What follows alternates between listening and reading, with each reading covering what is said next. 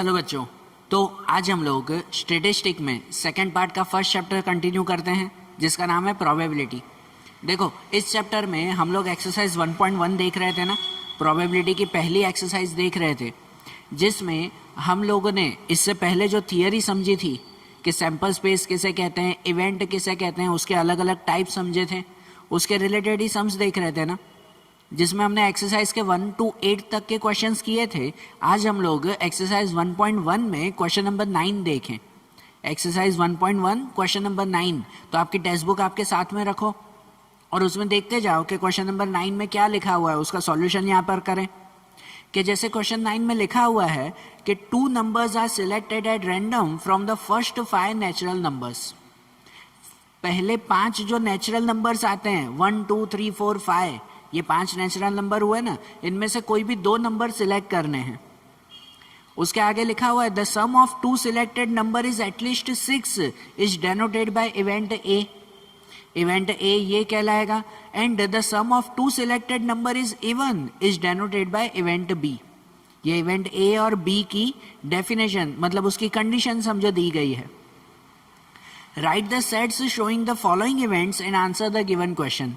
फिर उसके नीचे देखो, आपके दूसरे पेज पे सभी ये 1 to 10 तक के क्वेश्चंस लिखे हुए हैं ना, उसके सॉल्यूशंस हमें बताने हैं, बराबर। जिनमें देखो सबसे पहला दिया हुआ है यू मतलब कि सैंपल स्पेस बताना है। सबसे पहला पॉइंट कि हमें सैंपल स्पेस इसका तैयार करना है। तो सैंपल स्पेस कैसे तैयार होगा? जो आपके क्वेश्चन में लिखा हुआ है कि 5 में से 2 नंबर सिलेक्ट करने हैं। 5 में से कोई भी 2 नंबर सिलेक्ट करने हैं तो वो हमारा क्या कहलाया? सैंपल स्पेस कहलाया ना, बराबर ना। 5 नंबर जैसे हुए कि 1 2 3 4 5, इनमें से कोई भी 2 नंबर हमें सिलेक्ट करने हैं। तो उसके लिए सैंपल स्पेस कैसे बनेगा? ध्यान देना, यहाँ पर लिखेंगे हम लोग कि जैसे नंबर 1 करके लिखें कि उसमें यू मतलब कि सैंपल स्पेस कहलाया ना, बराबर ना। यहाँ पर यू लिखें कि इनमें से अगर 2 नंबर सिलेक्ट करने हैं ना, तो वो 2 नंबर कोई भी हो सकते हैं। कि जैसे कि उन 2 नंबर में ऐसे कर्ली ब्रैकेट में फिर अंदर लिखेंगे कि वो 2 नंबर 1 या 2 हो सकता है, 1 2, या तो फिर हो सकता है 1 3, बराबर, या फिर हो सकता है 1 4, या फिर हो सकता है 1 5, हो सकता है ना ऐसा, बराबर ना। या तो फिर 1 के साथ सब हो गया ना, तो 2 के साथ ले सकते हैं। कि जैसे हो सकता है 2 and 3, 2 and 1 नहीं लेंगे, रिपीट नंबर नहीं, आगे चलते जाएंगे। कि जैसे 2 and 3 हो सकता है, या तो फिर हो सकता है 2 and 4, या फिर 2 and 5। ये 2 के साथ हो गया तो 3 के साथ ले सकते हो आप लोग। कि जैसे 3 and 4, बराबर, 3 के साथ आगे ना, कि जैसे 3 and 4, या तो फिर 3 and 5। और 3 के साथ हो जाए तो फिर 4 के साथ कंटिन्यू कर सकते हैं, कि जैसे कि 4 and 5, बराबर ना। फिर 5 के साथ तो आगे नहीं जाएगा ना। तो ये हमारा सैंपल स्पेस बना। ये क्या तैयार हुआ? Sample space. के 5 में से 2 नंबर हमें सिलेक्ट करने थे, तो वो 2 नंबर ये बने ना। हर सम में सबसे पहले जो कंडीशन दी गई है उसके अकॉर्डिंग ये सैंपल स्पेस बनेगा। अब जो बाकी के जो भी क्वेश्चंस है ना, वो सभी क्वेश्चन इसके अंडर में ही बनेंगे, इसी के अकॉर्डिंग ही बनेंगे। हर सम में सबसे पहले सैंपल स्पेस चाहिए होता है, जो यहाँ पे ये दिया है इन्होंने। अब जैसे दूसरा कुछ क्वेश्चन पूछा हुआ है कि उसमें लिखा हुआ है ए, इवेंट ए बताना है। तो इवेंट ए के लिए ऊपर सेंटेंस में लिखा हुआ है ना, ऐसा लिखा हुआ है the sum of 2 selected number is at least 6। The sum of numbers मतलब ये जितने भी नंबर है ना, इनका टोटल। कि जैसे कि ये पहला 1 2 है तो 1 + 2 3, 1 + 2 3 टोटल हुआ ना। तो हमें ऐसे नंबर्स ढूंढने हैं कि जिनका टोटल एटलीस्ट 6 आता हो। एटलीस्ट 6 मतलब कम से कम 6 से ज्यादा वाले टोटल हो तो भी चलेगा। जैसे 1 + 2 3 ये नहीं होगा, 1 + 3 4 ये भी नहीं, 1 + 4 5 ये भी नहीं, 1 + 5 6 ये होगा। 6 या उससे ज्यादा टोटल जिसके हो ना, वो नंबर लिखने इवेंट ए में, बराबर। तो इवेंट ए में कौन सा लिखें? यहाँ पर जैसा लिखूं अब नंबर 2 कि उसमें ए इवेंट बताना है, तो उसमें जिसका जिसका टोटल 6 या उससे ज्यादा हो। तो जैसे पहले में ये 1 and 5 ये हुआ ना, 1 and 5। फिर दूसरे में 2 और 3 5 हुआ, 2 और 4 6 हुआ, तो ये हुआ ना 2 and 4, दूसरा नंबर ये 2 and 4, उसके बाद 2 and 5 7, तो वो भी 6 से बड़ा ही है 2 and 5, फिर ये 3 and 4 7, ये भी 6 से बड़ा हुआ तो 3 and 4, फिर 3 and 5 8, ये भी 6 से बड़ा हुआ तो ये 3 and 5 एंड 4 and 5 9, तो 4 and 5। तो ये इवेंट ए बना जिसमें पूछा हुआ था कि भाई जिसका टोटल 6 या उससे ज़्यादा हो, तो ये इवेंट ए बना। अब तीसरा क्वेश्चन जो पूछा हुआ है उसमें लिखा हुआ है इवेंट बी। क्या पूछा हुआ है? Event B. तो इवेंट बी के लिए भी ऊपर सेंटेंस में ऐसा लिखा हुआ है, the sum of two selected number is even is denoted by event B. जिसका टोटल इवन नंबर में आता हो वो इवेंट बी कहलाया। किसका टोटल इवन में आता हो, जैसे कि ये 1 + 2 3, तो 1 + 2 3 वो इवन नंबर नहीं, वो ऑड नंबर हो गया। जैसे 1 + 3 4, ये इवन नंबर हुआ, बराबर ना। 1 + 4 5, ये इवन नहीं, ये ऑड हो गया। 1 + 5 6, ये इवन नंबर हुआ, बराबर ना। इवन नंबर आता हो मतलब 2 4 6 8 10, ये जिसका टोटल आता हो वो नंबर इसमें से लिखने हैं। तो देखो अब इवेंट बी में कौन कौन से नंबर लिख सकते हैं, यहाँ पर ये नंबर 3 करके लिख सकते हैं कि इवेंट बी कि अब इवेंट बी में कौन कौन से जिसका टोटल इवन में आता हो, जैसे 1 and 3, तो कर्ली ब्रैकेट में ऐसे लिख सकते हैं ये 1 and 3, इसका टोटल इवन हुआ। दूसरा कौन सा, ये लिख सकते हैं 1 and 5, बराबर ना। उसके बाद दूसरा कौन सा, ये लिख सकते हैं 2 and 4, ये 2 and 3 5 हो जाएगा, तो उसका टोटल नहीं, ये 2 and 4 6, ये इवन नंबर हुआ ना 2 and 4। फिर 2 and 5 नहीं, 3 and 4 7, वो भी नहीं, 3 and 5 8, ये हुआ, तो वो लिख सकते हैं 3 and 5। तो इवेंट बी में ये चारों आ गए ना, बराबर ना। इवेंट बी में ये चारों नंबर्स आ गए कि जिनका टोटल इवन नंबर आता हो।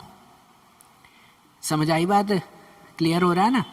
तो अब देखो ये थर्ड वाला हो गया। मेनली क्वेश्चन में सबसे पहले सैंपल्स पेज ढूंढा ही जाता है, उस पर से ये दोनों इवेंट ढूंढे ए और बी। अब इसके अकॉर्डिंग बाकी सब क्वेश्चंस होंगे कि जैसे कि अब फोर्थ वाले में पूछा हुआ है क्वेश्चन नंबर 4 में, जिसमें लिखा हुआ है ए यूनियन बी। तो ए यूनियन बी मतलब क्या कि जिसमें ए और बी इन दोनों का यूनियन करेंगे। ए और बी का यूनियन, यूनियन मतलब दोनों को साथ में लिख देंगे, बस नंबर रिपीट नहीं होने चाहिए, बराबर ना। ये दोनों इवेंट साथ में लिख देंगे, बस जो भी नंबर रिपीट हो रहे हो वो नहीं लिखने हैं, बराबर ना। कोई भी नंबर रिपीट नहीं होना चाहिए। तो जैसे नंबर 4 में यहाँ पे लिख सकते हैं ए यूनियन बी। यूनियन में ऐसा ही ना, ए यूनियन बी में अगर सब साथ में लिखे ना, तो सबसे पहले छोटा नंबर ये आता है 1 3, कि जैसे 1 and 3, उसके बाद ये 1 and 5। अब 1 and 5 दोनों में है तो 2 बार नहीं लिखेंगे, वो एक ही बार लिखेंगे 1 and 5। उसके बाद 2 and 4, वो भी 2 बार है तो वो लिखेंगे एक ही बार, कि जैसे 2 and 4। उसके बाद 2 and 5, उसके बाद 3 and 4, उसके बाद 3 and 5। 3 and 5 2 बार है तो 2 बार नहीं, उसे एक ही बार लिखेंगे कि ये 3 and 5 एंड 4 and 5। तो ये क्या हो गया, यूनियन हो गया, ए यूनियन बी। ये फोर्थ वाला इवेंट भी मिल गया ना हमें, बराबर। फिर फिफ्थ वाले इवेंट में, फिफ्थ इवेंट में पूछा हुआ है कि ए इंटरसेक्शन बी।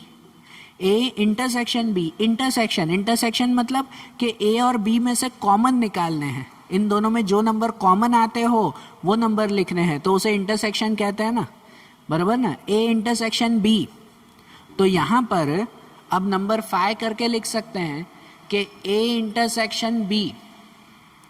तो उसमें कौन कौन से आएंगे, कॉमन कौन कौन से हैं, देखो 1 and 5 कॉमन है, 2 and 4 कॉमन है, और 3 और 5 कॉमन है। ये तीनों है ना दोनों में कॉमन, बराबर ना। 1 5 2 4 एंड 3 5। तो ए इंटरसेक्शन बी में लिखेंगे जो कॉमन आता हो, जैसे 1 and 5, 2 and 4 एंड 3 and 5। ये ए इंटरसेक्शन बी हो गया, फिफ्थ इवेंट मिल गया, बराबर। फिर सिक्स्थ वाला इवेंट जिसमें पूछा हुआ है ए डैश। क्या ढूंढना है हमें, ए डैश ढूंढना है सिक्स्थ वाले इवेंट में। तो ए डैश मतलब क्या, ये हमने स्टार्टिंग में थियरी में समझाया था ये सब, मैंने बोला था कि इसी के अकॉर्डिंग ये सम्स आएंगे। ए डैश मतलब कहते हैं कॉम्प्लीमेंट्री इवेंट। कौन सा इवेंट? कॉम्प्लीमेंट्री। कॉम्प्लीमेंट्री इवेंट का मतलब ये कहलाता है कि ए डैश मीन्स ए के अलावा के नंबर लिखने हैं। ए में जो नंबर आ गए वो नहीं, उसके अलावा के नंबर यहाँ से लिखने हैं, वो क्या कहलाता है? ए डैश। तो ए में जो ये नंबर आ गए ना, उसके अलावा कौन कौन से नंबर्स हैं वो सब लिखने हैं। कि जैसे कि 1 2 वो इसमें नहीं है ना, वो लिखेंगे ए डैश में। इसके अलावा के जो भी नंबर्स इसमें हैं सैंपल स्पेस में, वो सब नंबर इसमें लिखेंगे। तो देखो कौन कौन से नंबर उसमें से आएंगे कि ए डैश में कौन कौन सा बनेगा इवेंट। कि जैसे सबसे पहले 1 2 वो इसमें नहीं है ना, तो वो यहाँ पे लिखेंगे ए डैश में 1 और 2।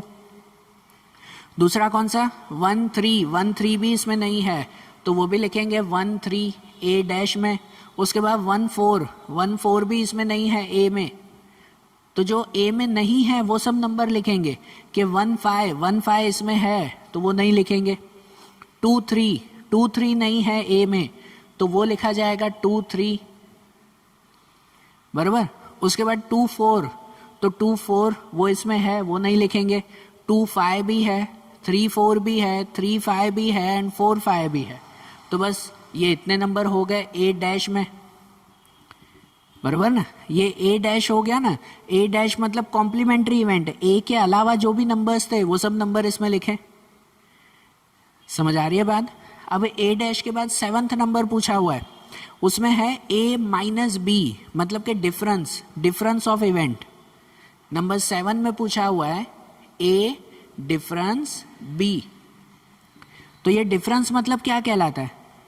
तो डिफरेंस मतलब ये कहलाता है कि ये a और b जो है ना, a डिफरेंस b पूछा हुआ है। ध्यान रखना, मैंने ये भी थियरी में समझाया था, फिर से एक बार याद करवा रहा हूँ कि a डिफरेंस b का मतलब कि पहले a दिया हुआ है तो a के सब नंबर लिखने हैं, लेकिन जो b में आते हो वो नहीं, बराबर। a के सब नंबर लिखने हैं लेकिन माइनस b, जो b में आते हो वो नहीं। अब जैसे a में 1 5 लिखना है लेकिन वो इसमें है ना, तो नहीं लिखेंगे। 2 4 भी इसमें है तो नहीं लिखेंगे। 2 5 इसमें नहीं है तो वो लिखेंगे। a वाले सभी नंबर लिखने हैं लेकिन जो b में हो ना वो कट करके। या और सिंपल अगर समझना हो तो a माइनस b, उसमें सिंपल ऐसे किया करो कि जो पहले दोनों में कॉमन है ना उसे कट कर दिया करो। कि जैसे कि 1 5 कॉमन है वो कट कर दिया, 2 4 कॉमन है और 3 5 कॉमन है, बराबर। डिफरेंस वाले में हमेशा सिंपल ऐसे बनाया करो कि भाई a डिफरेंस b, तो उसमें से ये सब कट कर दिए। अब a वाले बाकी के नंबर लिखने हैं। कॉमन कट करने के बाद a वाले नंबर, अगर b माइनस a होता ना तो b वाले नंबर लिखते, ठीक है। तो a माइनस बी में कौन कौन से नंबर बचे? 2 5 3 4 एंड 4 5, ये तीनों बचे ना। तो a डिफरेंस b उसमें लिखा जाएगा 2 5 3 4 एंड 4 5। ये हो गया a डिफरेंस b, a और b का डिफरेंस, बराबर। उसके बाद नंबर 8 में पूछा हुआ है a dash intersection b। Number 8 में उसमें क्या लिखा हुआ है? a dash intersection b। तो देखो यहां भी इंटरसेक्शन है। ये इंटरसेक्शन का मतलब क्या? कि जो कॉमन नंबर हो वो लिखते हैं। इंटरसेक्शन में जो कॉमन हो वही नंबर लिखते हैं ना, लेकिन कॉमन किस में से लिखना है? a डैश और b में से। ये a डैश ढूंढा ना आपने, और ये b, तो ये a डैश और b, इन दोनों में से कौन कौन से नंबर कॉमन है वो नंबर लिखने हैं। समझ आ रहा है ना? ये a डैश और ये b में कौन से कॉमन है? तो देखो 1 3 कॉमन है दोनों में, 1 और 3। दूसरा नंबर, तो दूसरा कोई नंबर कॉमन नहीं है जो दोनों में आता हो, नहीं है ना। 1 4 इसमें नहीं है, 2 4 इसमें नहीं, या 2 3 3 5 सब अलग अलग नंबर हैं। इंटरसेक्शन का मतलब जो दोनों में कॉमन आता हो। तो ये a डैश और b, इन दोनों में कॉमन कौन सा है? तो सिर्फ 1 और 3 है। तो इसका मतलब उसका आंसर आएगा सिर्फ 1 और 3, सिर्फ इतना ही आंसर। फिर नंबर 9, तो नंबर 9 में ऐसे पूछा हुआ है कि a एंड b, क्या वो दोनों इवेंट म्यूचुअली एक्सक्लूसिव हैं? मतलब a और b इवेंट वो म्यूचुअली एक्सक्लूसिव हैं। हमने स्टार्टिंग में समझा था exclusive and exhaustive event. Exclusive event वो कहलाते हैं कि जिनमें से कुछ भी कॉमन न निकलता हो, दोनों में कोई भी चीज़ कॉमन ना हो ना, कोई भी नंबर कॉमन ना हो, तो मतलब वो क्या कहलाया, एक्सक्लूसिव कहलाया। तो क्या ए और बी एक्सक्लूसिव है, मतलब इसमें से कुछ भी कॉमन नहीं निकल रहा है, ऐसा है? तो नहीं ना। यहाँ पर जो है वो क्या कहते हैं, इतने सारे नंबर कॉमन है ना, 1 5 कॉमन है, 2 4 3 5 कॉमन तो निकल रहा है, मतलब ये एक्सक्लूसिव नहीं है। इसका आंसर क्या लिखा जाएगा, नो लिखा जाएगा कि no, they are not exclusive because A intersection B is not equal to empty set। ऐसे लिख सकते हैं ना कि वो क्यों एक्सक्लूसिव नहीं है, क्योंकि A intersection B empty set नहीं है, मतलब दोनों में से कुछ भी कॉमन न निकलता हो, ऐसी कंडीशन नहीं है। समझ आई बात। और आखिरी नंबर 10 में पूछा हुआ है कि जो सैंपल स्पेस हैं उसके सैंपल पॉइंट्स कितने हैं, हाउ मेनी सैंपल पॉइंट्स। तो सैंपल पॉइंट्स का मतलब कि ये जो सैंपल स्पेस लिखे ना, इसमें कितने नंबर आए वो बताने, वो सैंपल पॉइंट कहलाते हैं। तो सैंपल स्पेस में कितने लिखे, 1 2 3 4 5 6 7 8 9 10 लिखे ना, ये उसके कहलाते हैं सैंपल पॉइंट्स। तो नंबर 10 में सिर्फ यहाँ पर सैंपल पॉइंट्स लिखने हैं कि sample points equal to 10। Sample points कितने हो जाएंगे, सिर्फ 10 हो जाएंगे। समझ आई बात। देखो ये 1 to 10 तक के सभी आंसर्स हुए ना, समझ आ रहा है अब कैसे करना है। ये आपके जो है वो पहले डिटेल क्वेश्चंस कहलाए कि जिसमें ऊपर इवेंट दिए गए थे उसके अकॉर्डिंग फिर एक एक करके सभी कंडीशंस हमने फाइंड की। समझ आया। अब जैसे क्वेश्चन नंबर 9 देखा, ऐसे ही अब क्वेश्चन नंबर 10 भी देखें, सेम क्वेश्चन, बरोबर ना। देखो कि अब जैसे क्वेश्चन नंबर 10 दिया हुआ है, 9th देखा, ऐसे ही अब क्वेश्चन नंबर 10th देखें। देखो आपके टेक्स्ट बुक में क्वेश्चन में क्या लिखा हुआ है, लिखा हुआ है कि 3 female employees and 2 male employees are working in an office. एक ऑफिस में 3 फीमेल एम्प्लॉयज़ हैं और 2 मेल एम्प्लॉयज़ हैं। 1 employee selected from the employees of this office for training. Training के लिए इनमें से एक ही एम्प्लॉय सिलेक्ट करना है, कोई भी एक। The event that employee selected for training is female is denoted by A, and event that is employee's male is denoted by B. Then find the sets showing the following event and answer the given questions.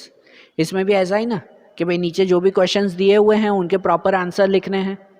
सबसे पहले तो ऐसे दिया हुआ है कि भाई इस कंपनी में जो है वो 3 फीमेल और 2 मेल एम्प्लॉयज़ काम करते हैं, बराबर ना। 3 फीमेल और 2 मेल एम्प्लॉयज़। तो जो अगर 3 फीमेल हैं तो उसको ऐसे लिख सकते हैं कि अगर फीमेल है ना तो उसे F1 F2 या F3, ये 3 फीमेल, बराबर। या भले आप XYZ भी सपोज कर सकते हो, यहाँ पे अल्फ़ाबेट तो कोई भी लिख सकते हैं ना हम लोग, भले F1 F2 F3 ऐसे लिख सकते हो। और 2 मेल हैं तो उसको दे सकते हो आप M1 और M2, ऐसा है ना। और इनमें से कोई एक ही सिलेक्ट करना है, तो कोई एक सिलेक्ट करना है तो इनमें से कोई भी हो सकता है ना। वो तो जैसे आपका पहला क्वेश्चन पूछा हुआ है ना कि यू बताना है, मतलब कि सैंपल स्पेस बताना है।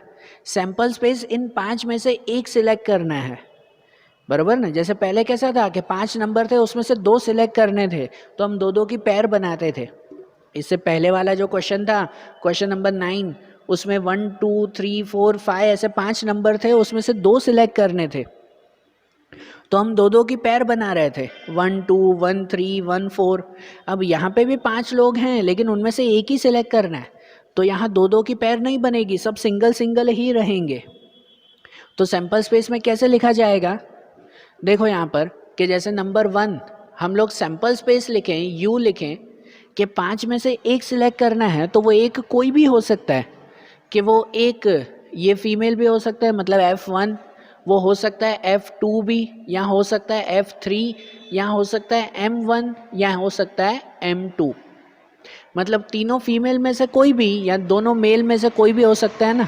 सैंपल स्पेस में तो सभी नंबर लिखेंगे ना उसमें, बराबर ना। हाँ, ऐसे लिखा होता ना कि इन 5 में से 2 सिलेक्ट करने हैं तो यहाँ पैर बना के लिखते, जैसे इसमें पैर बनाई थी नंबर्स में, वैसे इसकी भी पैर बना के लिखते। लेकिन इसमें एक ही सिलेक्ट करना है तो सब सिंगल सिंगल ही आएंगे।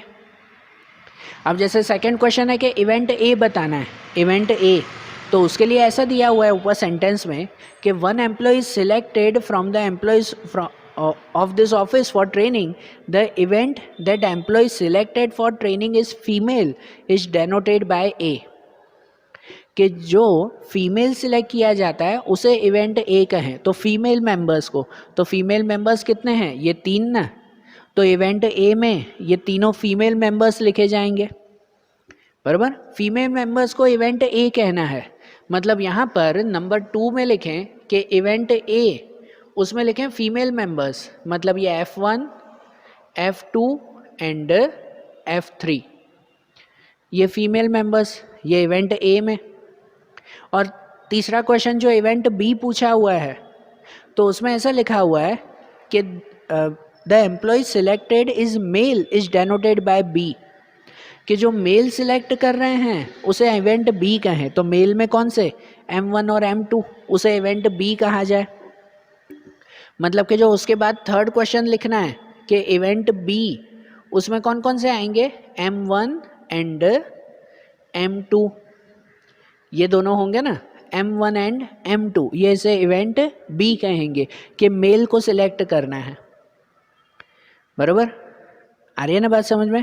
अब उसके बाद क्वेश्चन 4 लिखा हुआ है A यूनियन B, क्वेश्चन 4 में क्या लिखा हुआ है, A यूनियन B, दोनों को साथ में लिखना है, तो दोनों को अगर साथ में लिखना है मतलब ये पांचों ही होंगे ना, साथ में लिखते वक्त जो कॉमन हो उसे रिपीट नहीं करते, तो वैसे भी कॉमन तो कुछ है ही नहीं इन दोनों में, तो इनका यूनियन अगर साथ में लिख दो तो ये सबके सभी नंबर साथ में लिखे जाएंगे, मतलब कि A यूनियन B क्या हो जाएगा यहाँ पर, नंबर 4 अगर लिखें A यूनियन B, तो A यूनियन B में ये सभी नंबर आ जाएंगे, F1, F2, F3, भाई ये 3 फीमेल हो गई, एंड M1 एंड M2 के ये 2 मेल, तो ऐसे पांचों ही नंबर आ जाएंगे ना यूनियन में, सभी नंबर साथ में लिखे जाएंगे, बराबर।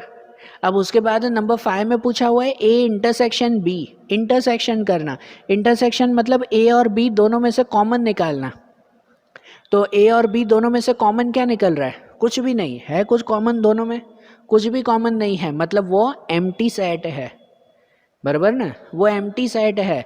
मतलब यहाँ पे ऐसा लिख सकते हैं नंबर 5 में कि A intersection B is empty set, बराबर, एम्प्टी सेट, नल सेट, या तो फिर वो फाई का सिंबल देते हैं ना, बराबर, एम्प्टी सेट भी लिख सकते हो या ऐसा सिंबल आता है ये फाई का सिंबल, दोनों लिख सकते हैं कि हाँ A इंटरसेक्शन B वो फाई मतलब नल सेट, एम्प्टी सेट है, बराबर, कि दोनों में से कुछ भी कॉमन निकल रहा नहीं है, ये हुआ ना नंबर 5।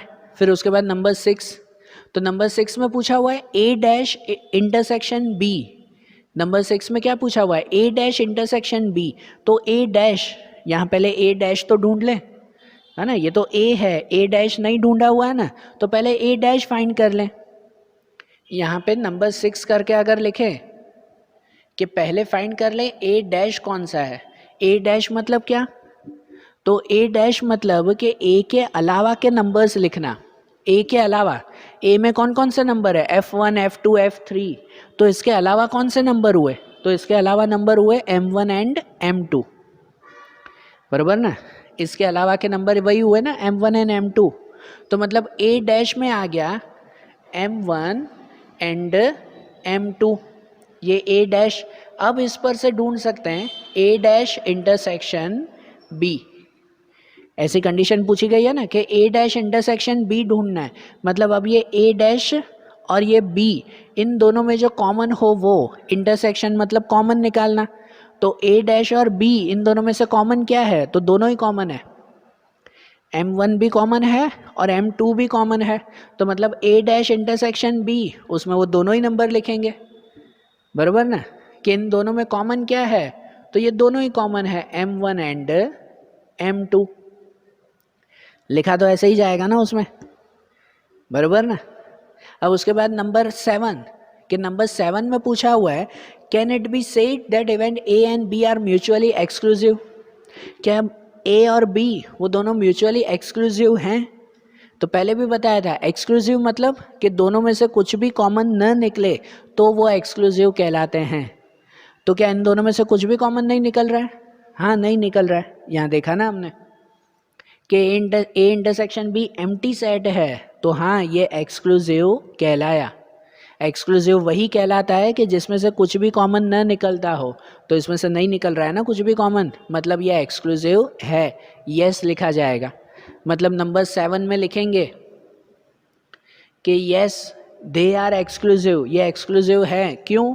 रीज़न अगर बताना हो तो because A intersection B is empty set, कि A intersection B empty set है, कुछ भी कॉमन नहीं निकल रहा है यहाँ पर, तो इसका मतलब ये दोनों एक्सक्लूसिव कहलाए। बराबर। और क्वेश्चन नंबर 8th में क्या पूछा हुआ है कि can it be said that event A and B are exhaustive, give reason. क्या ए और बी वो एग्जिस्टिव हैं? तो एग्जिस्टिव किसे कहते हैं? ये भी जो थियरी में समझा था हमने कि एग्जिस्टिव मतलब ये कहलाता है कि ए और बी को साथ में लिखने पर पूरा सैंपल स्पेस बन जाता हो। बराबर। ए और बी का यूनियन करो, मतलब अगर साथ में लिख दो तो पूरा सैंपल स्पेस बन जाता हो ना, तो ये एग्जिस्टिव कहलाए। तो है ऐसा? बिल्कुल है। ए और बी का यूनियन कर दो, यहाँ किया था ना यूनियन, ए और बी को साथ में लिख दो तो पूरा सैंपल स्पेस ही बन जाता था ना। बराबर। सभी नंबर आ जाते हैं ना, कोई भी नंबर बाकी रहता था सैंपल स्पेस में से? नहीं। ए और बी को यूनियन करो तो यूनियन करने पर पूरा सैंपल स्पेस ही आ जाता था, तो हाँ ये एग्जिस्टिव कहलाए।